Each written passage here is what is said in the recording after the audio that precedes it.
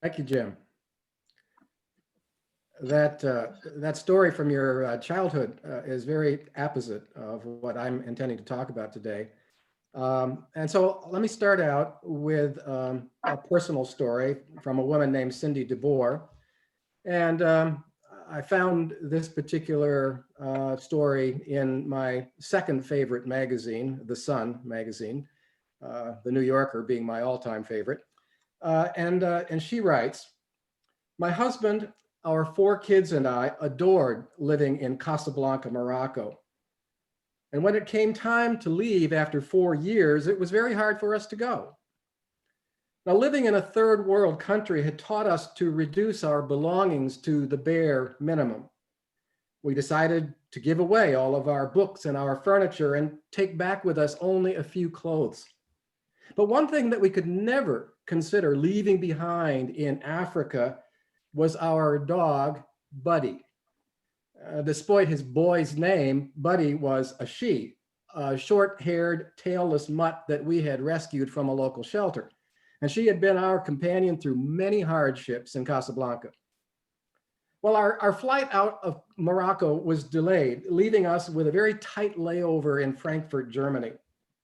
And we were told that the airline had arranged for a special shuttle to whisk us to our next flight. Run fast, the attendant said. Well, Buddy, our dog, was down in the cargo hold with our baggage. And as we ran through the airport, I silently prayed that they would bring her to us. Well, at the gate, a tall, stoic German woman told us that we had just minutes to get on board. I asked about our dog. Rolling her eyes, she made a quick check and said that our luggage wouldn't make it. I asked what flight Buddy would be on. She said the earliest that Buddy could depart would be the following day. And so our beloved pet would have to spend the night in the Frankfurt airport all by herself. Well, our 12-year-old daughter let out a shriek. No way was she going to be leaving Germany without her dog. And so I asked, well, could we all spend the night and fly out the following day? The gate attendant said, no, there were no open seats the next day. If we did not take this flight, we would have to stay in Germany for 2 days. My husband glared at me. Everyone is waiting for us back home. I glared back. Were you really asking me to leave Buddy all alone in Germany for the night? The gate attendant asked again, what do you want to do? Our daughter squeezed my arm and said, I'm not leaving. My husband grabbed my other arm and started pulling me toward the gate. The woman held out the boarding passes to me and said, ma'am, you have to decide now. What are you going to do? So with my daughter waiting, with my husband angry, all the emotions of the last several days surged forth, and I began crying and swearing. And just then the desk phone rang, and the woman's assistant picked up the receiver and answered, okay, all right, thanks. He hung up and he yelled, we got the dog. And a cheer rose up, not just from us, but from the line of passengers who had been watching this whole small drama unfold before them. End of anecdote.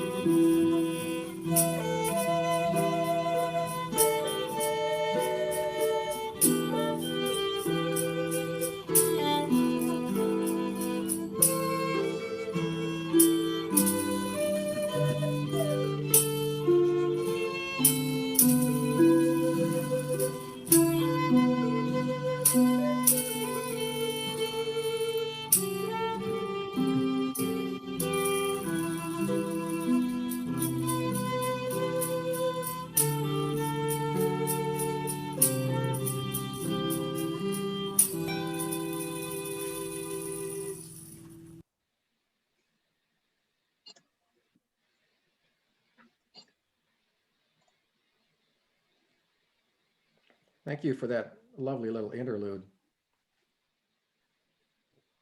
Well, back in the day, before COVID-19, when most folks still worked in offices, it could take a while for my fellow employees and me to exit our parking lot at First Unitarian. And this was especially true during or between the hours of 4 and 6 in the afternoon when shifts were changing at the hospital across the street from the meeting house. On some days, I could see a stream of cars backed up from the stoplight on University Avenue for more than a quarter of a mile. Well, at that point in the day, people were tired, they were anxious to get home or perhaps to the happy hour at their favorite watering hole. You remember those days? So if you were a person like me sitting at the entrance to our campus and you were trying to make a turn, particularly a left-hand turn, you certainly hoped that some other driver would take pity on you and extend a small courtesy.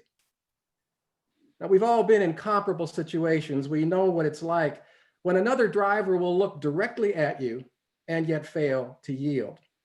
We feel misused, and whatever cynicism we might harbor about the human race begins to rear its ugly head. And no matter how positive our experience of the day has been, we may now feel rather disgruntled. Now, fortunately, the predicament that I've just described wasn't the norm, because in general, the folks heading home were pretty decent. This is Wisconsin, after all. And so after a moment or two, someone would pause long enough for me to escape the gridlock. And when that happened, any exasperation that I might have felt quickly turned to gratitude, accompanied by a renewed faith in my fellow Homo sapiens. Good manners lubricate human relations. The late Unitarian minister wrote, thoughtfulness and consideration are ways of caring for others. Another former colleague and a personal mentor of mine, Jack Taylor, echoed that thought, writing, politeness is love in action. And then he continues, our days are often filled with stress and weighty issues pressed down upon us. And so it's easy to excuse our sharp words and our scrambling instances of impoliteness. But the fact remains that a second spent or not spent in some polite act reveals more about our belief in love than all of our high-flown rhetoric or our declarations before appropriate altars. It is easy, he says, to believe in love. The rub comes in doing it. So what we're talking about here are common courtesies, the small, easy to execute gestures that serve to instill a sense of social solidarity despite our differences in wealth or age or social standing or religion or ethnicity. It's the kind of courtesy that Jim was referring to in his own story a bit earlier. The 18th century English statesman and philosopher Edmund Burke believed that a society needed to promote good manners as much, if not more, than good laws. Law touches us but here and there, Burke wrote, but manners have a more or less continuous effect on us as we negotiate the social terrain. But manners, politeness, courtesy, if you will, does seem to have fallen from favor in recent years. We are in the midst of a global cooling, the Italian psychotherapist Piero Ferrucci observes. Human relationships, he says, are becoming cooler. And the former Benedictine prioress Joan Chittister agrees. The world has never been in greater need of hospitality, she complains. And in these fraught times, it does seem to be the case that rudeness and incivility have become, in many instances, the rule rather than the exception. Now, many of us witnessed it, that first presidential debate this year, which featured constant interruptions and violations of decorum, emanating mostly from President Trump's side of the stage, of course. But not only at the presidential level, but more generally, political debates today feature less in the way of respectful give and take over important issues and have come to resemble mixed martial arts matches full of punches and counterpunches and not a few low blows. But if courtesy isn't practiced as routinely as we think that it once was, what is it that's caused that shift? Well, when it comes to politics, the electorate, as we know, has become increasingly polarized. staking out positions, taking sides in what has become an unyielding zero-sum game. Competitors for political office are increasingly seen not as honorable opponents, but as implacable foes. And this has led in turn to a no-holds-barred approach to electioneering in which courtesy becomes irrelevant, if not counterproductive. Unfortunately, open displays of rudeness by political rivals, that's had the effect of establishing an unwelcome behavioral standard in our society. According to research findings reported in the Scientific American, discourteous words and acts exert a powerful influence over those who are exposed to them. Witnesses to such conduct, the research suggests, are likely to become perpetrators themselves, as the behavior of attendees at Mr. Trump's raucous rallies would seem to confirm. Like COVID-19, rudeness appears to be highly contagious. Under its influence, our reflective capacity is short-circuited, our inhibitions are lowered, which in turn degrades our deportment. Even if we consider ourselves to be a nice person, we may find ourselves emulating unseemly behaviors that others have modeled and legitimated for us. Now, there are other factors that are at play here as well. When people are under pressure, when they're feeling stressed, as is true for many Americans these days, they tend to become more self-absorbed and less sensitive toward those around them. Wrapped up in our own problems, we have difficulty responding to others in ways that are positive, that are affirming. In surveying employees at 18 different corporations, Georgetown University's Christian Porath asked them, what causes you to act uncivilly toward your coworkers? Over half of her respondents say it's because they felt overloaded. 40% complained that they just don't have time to be nice. And then too, some of us are simply skeptical of courtesy, viewing it as superficial or insincere or even manipulative. Haven't you noticed it prevail in the world in general? The novelist Eudora Welty once wrote, "Beware the man with manners." Now, Americans do tend to think of themselves as rather informal people who believe in being upfront, candid about their feelings. The little social niceties that those old books on etiquette recommended might seem rather quaint to us, even antiquated. We prefer to be our simple, unvarnished selves, and we expect others to accept us on those terms. And thus, courtesy can be construed as a mask that people use to hide their underlying sentiments, rather than as a manifestation of genuine fellow feeling. K.J. Dell'Antonio writes that from the Romantic poets to the Summer of Love hippies, many have rejected a supposed facade of good behavior in favor of being true to their own inner nature. Good manners, we suppose, are mere mannerisms, which only serve to put barriers in the way of deeper and more authentic connections.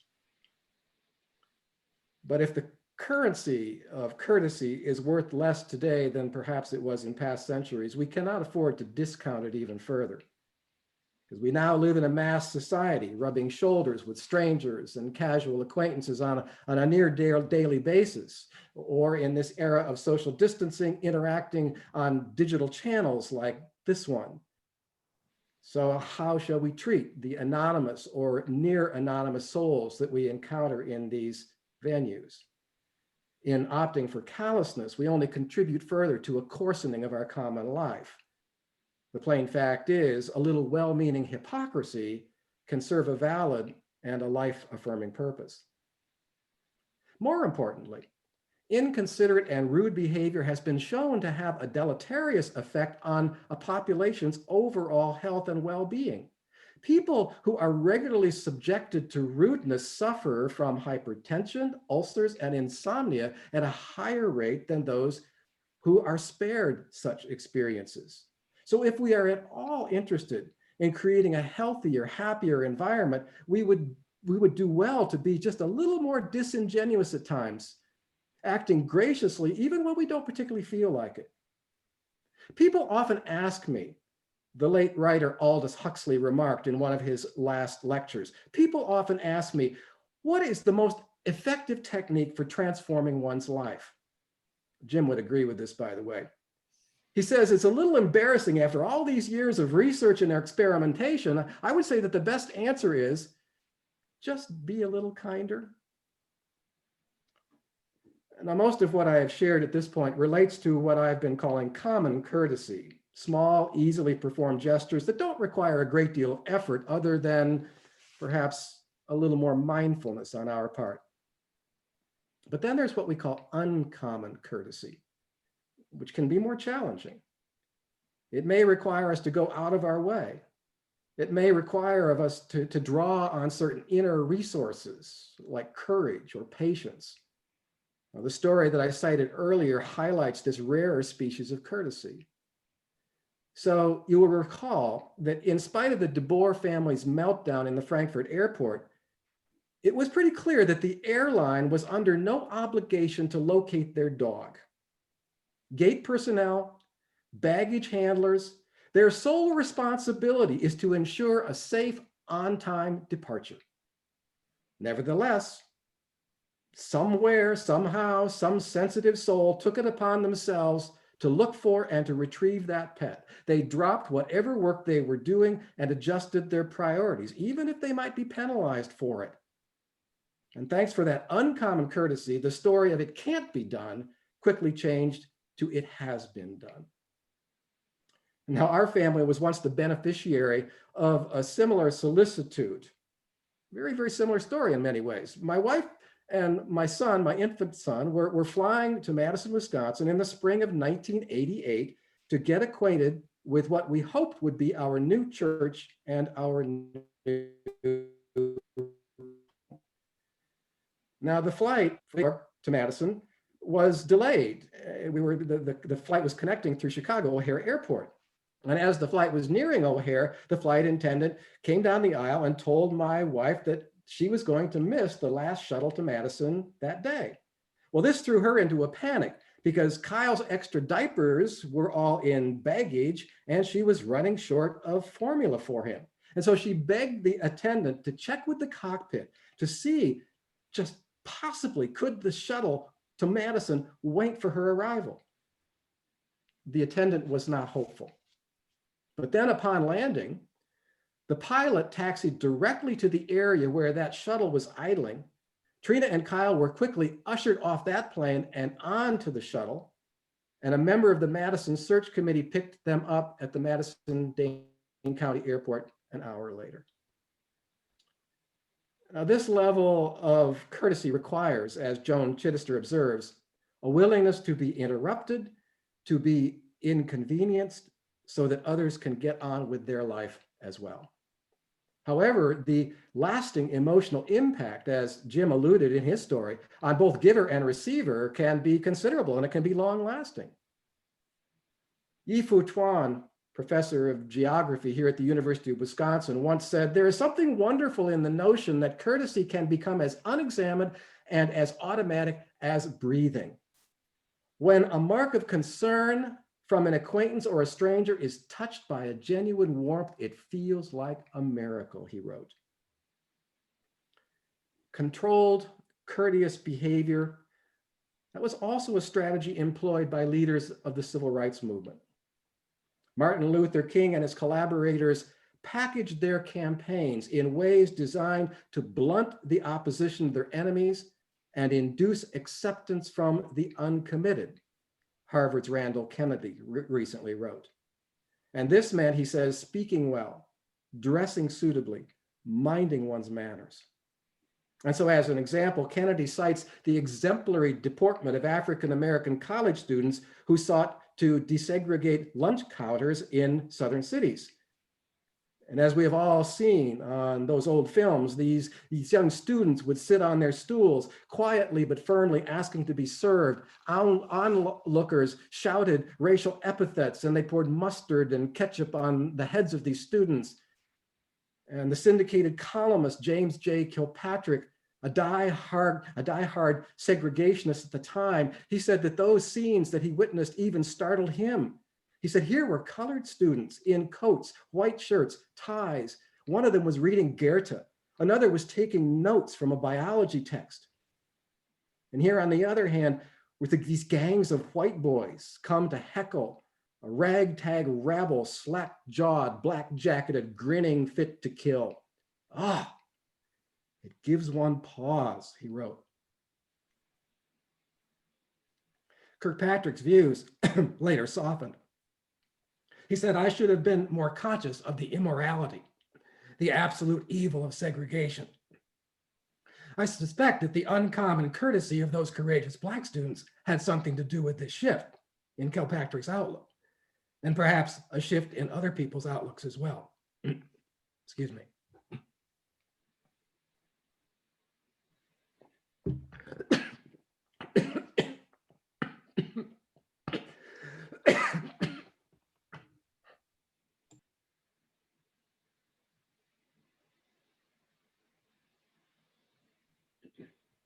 Take your time, Michael. Take your time.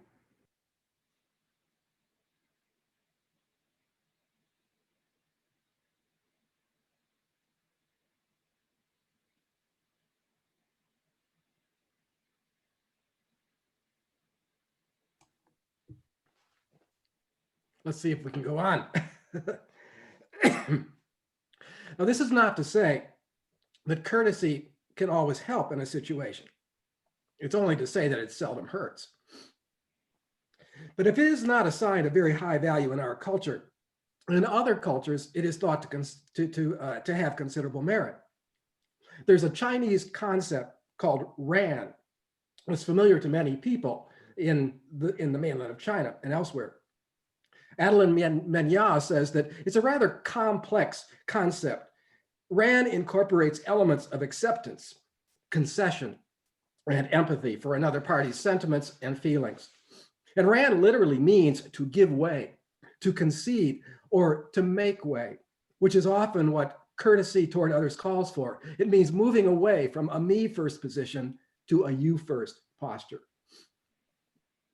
And then there is the related Bantu principle of Ubuntu, which has much in common with Ran because they both point to the connection between acts of courtesy and the creation of peace and harmony in a social milieu.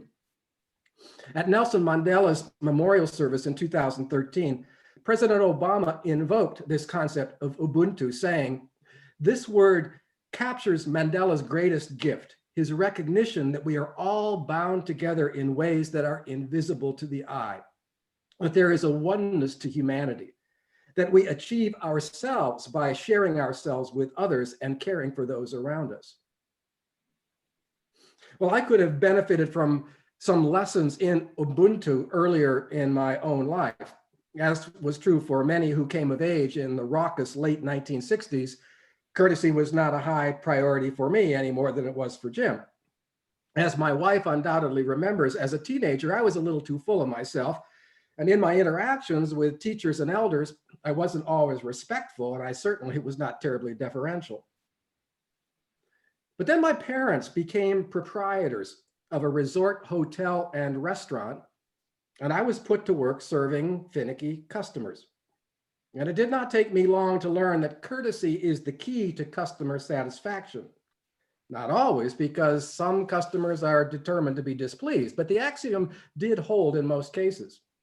And I also discovered that when those I served were satisfied, it felt good. Piero Ferrucci says, the benefit is reciprocal. If you give warmth, we ourselves end up not feeling quite so cold. Instilling a sense of its value, that's made all the more difficult when highly visible political and corporate leaders act in less than courteous and even abusive ways. Unfortunately, what we have all been exposed to in recent years from people in positions of leadership is nothing more or less than uncommon discourtesy. How else might one describe the refusal to wear face masks or to social distance in the midst of a deadly pandemic? We need better role models so that more of us can come to understand that courtesy is nothing more or less, as Jack Taylor said, than love in action. Piero Ferrucci tells of a time when his own son, Jonathan, was out hiking with some companions. But after a few miles, Jonathan began to feel tired and he began to fall further and further behind the group. Well, one boy looked back and he noticed that Jonathan was struggling to keep up.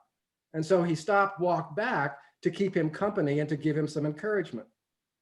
My son called it warming help, Ferrucci writes. Attention and a kind word in a difficult moment. It's perhaps what each of us needs in our own life path to help make our own step forward. Thank you very much. It's good to be with you again.